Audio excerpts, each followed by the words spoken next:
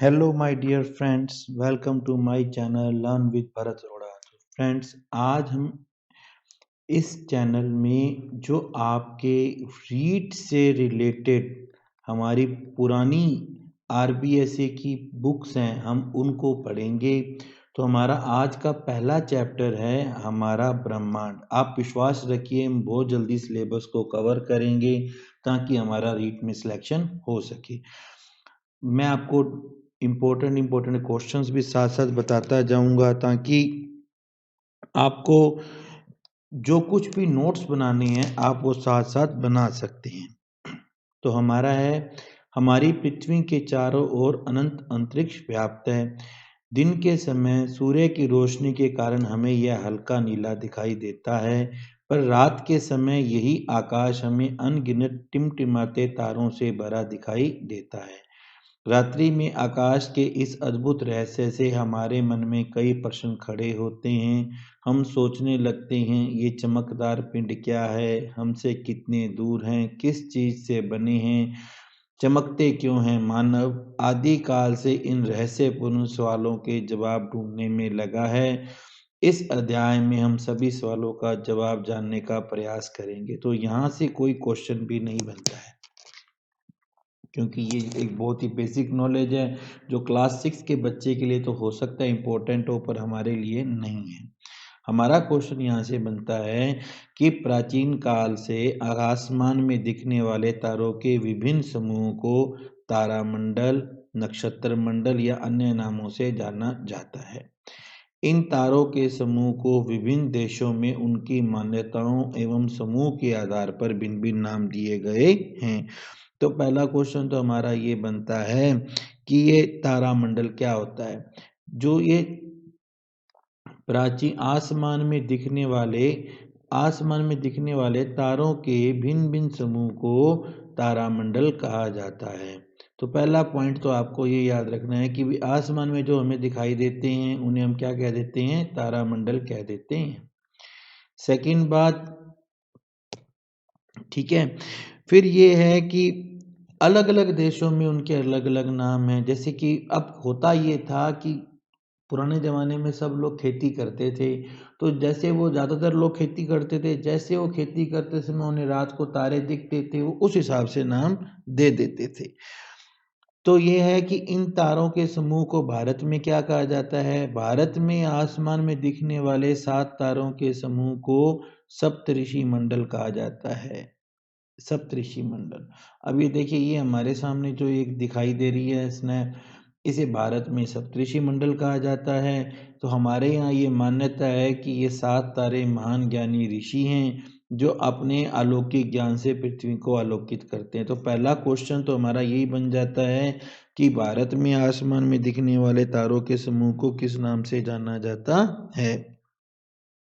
ठीक है, फिर दूसरा क्वेश्चन हमारा ये बनता है कि भारत के अंदर कई भागों में इन तारों के समूह में सम्मिलित 4 तारों को चारपाई कहते हैं। अब ये देखिए, ये क्वेश्चन आपको वैसे कहीं नहीं मिलेगा कि इन 4 तारों के समूह को हम क्या कहते हैं, चारपाई। ये जो हो गया, ये हो गई हमारी चारपाई।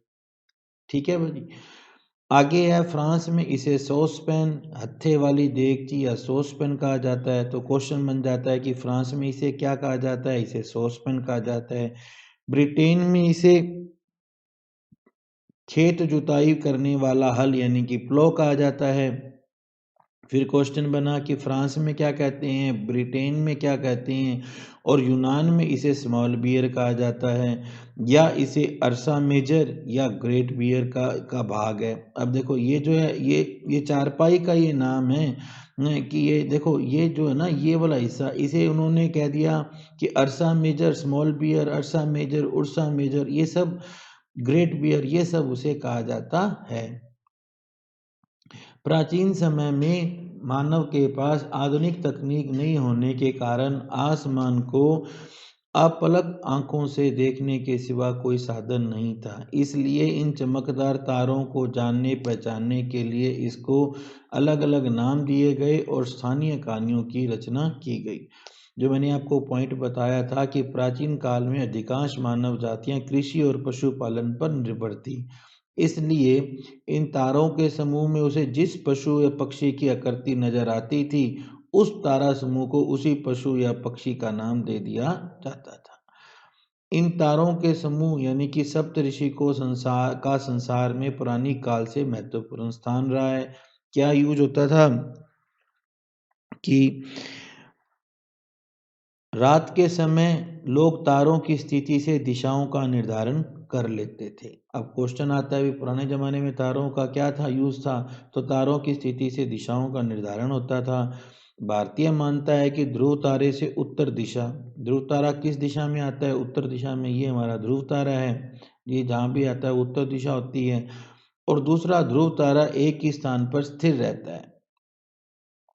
इस स्थिति को जानने के लिए 7 तारों के समूह सप्तऋषि के 2 तारों को एक काल्पनिक रेखा से जोड़ते हुए आगे बढ़ाते हैं। तो वह ध्रुव, उत्तरी ध्रुव पर ध्रुव तारे को जोड़ती है। उत्तरी ध्रुव तारा कहाँ पर होता है? उत्तरी ध्रुव पर होता है। पारंपरिक किस्से कहानियां काल्पनिक थी, इसलिए इन्हें मिथक कहते हैं। मिथक किसे कहते हैं? काल्पनिक किस्से कहानियों को कहते हैं। तो हमारे भी देश में कुछ पारंपरिक कहानियां हैं, जिनमें से भारत में प्रचलित एक कहानी पौराणिक मान्यताओं के अनुसार ध्रुव तारे के बारे में है। ठीक है। अब ये क्वेश्चन ये भी बन सकता है कि पोल स्टार को हिंदू माइथोलॉजी में क्या कहते हैं? ध्रुव तारा कहते हैं।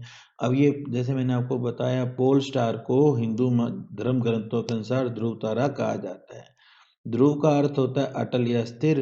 तो एक पुरानी कहानी है कि ध्रुव नामक बालक राजा उतानपाद और रानी सुनीति का पुत्र था। वैसे ही हमारे क्वेश्चनों में नहीं आता है, पर मैं आपको वैसे बता देता हूँ। राजा का एक और पुत्र था जिसका नाम था उत्तम। उत्तम उनकी दूसरी रानी सुरुचि का पुत्र था। रानी सुरुचि राजा को अधिक प्रिय थी, इसलिए वह राजा पर अधिक अधिकार जताती। एक दिन राजा उतानपाद उत्तम को गोद में बैठाकर खिला रहे थे। उसी समय ध्रुव ने भी राजा के गोद में बैठना चाहा। रानी सुनीति को रुचि को यह पसंद नहीं आया। वह ध्रुव को गोद से उतार कर बोली, तुम्हें राजा की गोद में बैठने का अधिकार नहीं है, क्योंकि तुम मेरी संतान नहीं हो।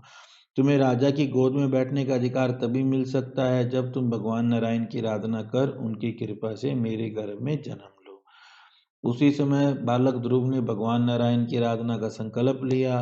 माता सुनीति और नारद जी ने ध्रुव को समझाया, अभी बच्चा है, सुरुचि की बातों पर ध्यान न दो। पर ध्रुव नहीं माना। 6 माह तक भगवान नारायण की कठोर आराधना की। बालक की आराधना से खुश होकर भगवान जी प्रकट हुए। उन्होंने ध्रुव को आशीर्वाद दिया कि वो धरती पर महान बुद्धिमान राजा बनेगा और मृत्यु के बाद ध्रुव तारे के रूप में अमर होगा। तो ऐसा माना जाता है उसी ध्रुव को ब्रह्मांड में सप्तऋषि मंडल के पास ध्रुव तारे का स्थान प्राप्त है, जो अपने स्थान पर अमल है, अटल है। ठीक है। तो अब दूसरा हमारा पॉइंट बनता है खगोलीय पिंड। खगोलीय पिंड में आता है कि आसमान में फैले तारे, उल्का, ग्रह, उपग्रह, धूमकेतु आदि, जिनमें हमारी पृथ्वी, सूर्य, चंद्रमा भी शामिल है, खगोलीय पिंड कहलाते हैं। तो ये क्वेश्चन आ सकता है कि निम्न में से कौन सा खगोलीय पिंड है? तो या फिर यह आ सकता है कि आसमान में फैले तारे, उल्का, ग्रह, उपग्रह, धूमकेतु आदि क्या हैं? ये खगोलीय पिंड है। ठीक है, ऐसा क्वेश्चन हमसे आ सकता है। फिर आता है कि दूर स्थित तारे जो हमें बहुत सूक्ष्म रूप में दिखाई देते हैं, वे विशाल और अति गर्म गैसीय पिंड होते हैं। ये तारे हाइड्रोजन और हीलियम के सम्मिश्रण से बनते हैं। अब ये भी बन सकता है कि तारे किससे बनकर बनते हैं? हाइड्रोजन और हीलियम के सम्मिश्रण से मिलकर बनते हैं। ये अत्यधिक ऊष्मा और ऊर्जा विकिरित करते हैं। इनसे क्या निकलती है? विकिरण मतलब निकलना। क्या निकलता है इनसे? ऊष्मा और ऊर्जा निकलता है। हमारा सूर्य भी वास्तव में तारा है। तो ये भी क्वेश्चन आ सकता है कि सूर्य क्या है? तारा है। तारों की तरह सभी खगोलीय पिंड गैसीय नहीं होते हैं। कुछ पिंड सिर्फ ठोस पदार्थों से बनते हैं और कुछ ठोस, द्रव और गैसों से बनते हैं। यानी कि ये जो तारे हैं ये जो खगोलीय पिंड है 3 प्रकार के होते हैं। पहला तो होता है कि ये सिर्फ और सिर्फ द्रव, ठोस और ठोस, द्रव और गैस 3 प्रकार से बने होते हैं। आसमान में तारे बहुत सूक्ष्म और एक दूसरे के पास दिखाई देते हैं, पर वास्तव में ये विशाल होते हैं और एक दूसरे से बहुत दूर होते हैं। कुछ की चमक तेज होती है और कुछ की कम होती है। इसका कारण है कि कुछ पिंड स्वयं परम चमकदार हैं और कुछ दूसरे पिंड के प्रकाश से चमकते हैं। अब यहाँ एक क्वेश्चन और बन जाता है कि सभी ग्रह और उपग्रह किसके प्रकाश से चमकते हैं? तो सभी ग्रह और उपग्रह सूर्य के प्रकाश से चमकते हैं। अब यहाँ आता है कि हमारे मन में बात आती है कि आसमान में चमकने वाली चीजें दिन में दिखाई क्यों नहीं देती हैं? ठीक है, तो एक प्रयोग करके ये बताता है कि एक कागज लेकर उसमें सुई से छोटे छोटे छेद कर कर टार्च पर लपेट कर रबड़ से बांध दो। फिर कमरे में जाकर दरवाजे खिड़कियां ट्यूबलाइट बंद कर दो। जैसे ही अब हम अंधेरे कमरे में टार्च को जलाएंगे तो हम देखेंगे कि दीवार पर प्रकाश के अनेक छोटे छोटे बिंदु दिखेंगे। वह वैसे ही है जैसे रात के समय आसमान में तारे चमकते हैं। अब कमरे की ट्यूबलाइट चमका जला दो तो प्रकाश के सभी बिंदु लगभग गायब हो जाएंगे। इसी तरह सूरज के आने पर सभी तारे गायब हो जाते हैं, अर्थात पृथ्वी के निकट होने के कारण सूरज की रोशनी अन्य तारों से अधिक होती है, इसलिए वो दिन में हमें दिखाई नहीं देते हैं। वैसे तो तारे अपनी जगह पर होते हैं। फिर है ब्रह्मांड। सभी आकाशीय या खगोलीय पिंड अनंत आसमान में बिखरे हुए प्रतीत होते हैं। इस अनंत आसमान को हम अंतरिक्ष या स्पेस कहते हैं। अंतरिक्ष का विस्तार असीमित है। छोटा सा क्वेश्चन बन जाता है कि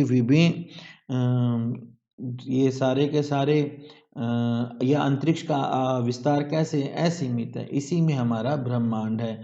अंतरिक्ष के अनंत फैलाव में खगोलीय पिंड के असंख्य समूह हैं। विभिन्न तारों, उनके अवशेषों, तारों के मध्य गैसों, कणों का ऐसा जमाव जो गुरुत्वाकर्षण के कारण एक दूसरे से बंधा है, उसे आकाशगंगा कहा जाता है। तो ये क्वेश्चन आता है कि विभिन्न तारों, उनके अवशेषों, धूल कणों और गैसों के असीमित भंडार को क्या कहा जाता है? आकाशगंगा कहा जाता है, जो लाखों प्रकाश वर्ष की ऊंचाई लंबाई चौड़ाई में फैली है। इसी अनंत आकाशगंगा के समूह को ब्रह्मांड कहते हैं। क्वेश्चन यहाँ से बनना चाहिए था कि ब्रह्मांड किसे कहते हैं, तो अनंत आकाशगंगा के समूह को कहते हैं। तारों के छोटे समूह को नक्षत्र मंडल कहते हैं। लाखों नक्षत्र मंडल और तारक मध्य गैसों, धूल कणों से आकाशगंगा का निर्माण होता है। विभिन्न नक्षत्र मंडलों के अंदर तारकीय मंडल स्थित है, जैसे कि हमारा सौर मंडल। तो हमारा सौर मंडल क्या है? तारकीय मंडल है। ये छोटे से छोटे क्वेश्चन जो है वो हमसे पूछ लेते हैं और हमारे हाथ खड़े हो जाते हैं कि अब यहाँ से कई क्वेश्चन बन के देखो। आकाशगंगा किसे कहते हैं? तारों के छोटे समूह को हम क्या कहते हैं? तारामंडल कहते हैं। ठीक है, और हमारा सौर मंडल क्या है? एक तारकीय मंडल है। प्रकाश, क्या आप जानते हैं कि प्रकाश वर्ष दूरी का मापक है? तो दूरी का मापक क्या है? प्रकाश वर्ष है। इसका उपयोग खगोलीय पिंडों के बीच की दूरी जानने के लिए किया जाता है। एक वर्ष की अवधि में प्रकाश 3 लाख किलोमीटर प्रति सेकंड की गति से जितनी दूर तक जा सकता है, उसे हम एक प्रकाश वर्ष, जिसे लाइट ईयर या एलवाई कहा जाता है। तो अब यहाँ पे क्वेश्चन आ जाता है कि साहब प्रकाश की गति कितनी है? तो प्रकाश की गति है ना, वो 3 लाख किलोमीटर पर सेकंड है। ठीक है, और एक साल में एक प्रकाश एक साल में कितनी दूरी तय करता है? लगभग 95 खरब किलोमीटर की दूरी तय करता है। यही दूरी एक प्रकाश वर्ष कहलाती है, यानी कि एक प्रकाश वर्ष कितना है? 95 खरब किलोमीटर है। ब्रह्मांड की उत्पत्ति। ब्रह्मांड मानव के लिए सदा से जिज्ञासा का कारण रहा है। ठीक है, अब ये ब्रह्मांड जो है वो हमारे लिए हमेशा से जिज्ञासा का कारण रहा है। ब्रह्मांड की उत्पत्ति के संबंध में काफी रोचक किस्से उपलब्ध हैं। सबसे अधिक सर्वमान्य सिद्धांत है बिग बैंग। ये वाला क्वेश्चन आ जाता है साहब कि सबसे सर्वमान्य सिद्धांत कौन सा है? बिग बैंग सिद्धांत है। इस सिद्धांत के अनुसार आज से 13.7 अरब साल पहले एक बहुत ही जबरदस्त विस्फोट हुआ था, जिसे बिग बैंग कहा गया। इस विस्फोट के बाद ब्रह्मांड और खगोलीय पिंडों की उत्पत्ति हुई और इसका विस्तार हो रहा है। ब्रह्मांड अनेकानेक आकाशगंगाओं से मिलकर बना है। अब यहाँ से फिर एक क्वेश्चन आता है कि पृथ्वी सहित सौर परिवार मंदाकिनी या ऐरावत पथ नामक आकाशगंगा में स्थित है। अब पृथ्वी किस आकाशगंगा में है? वो मंदाकिनी है या ऐरावत पथ या मिल्की वे। ठीक है,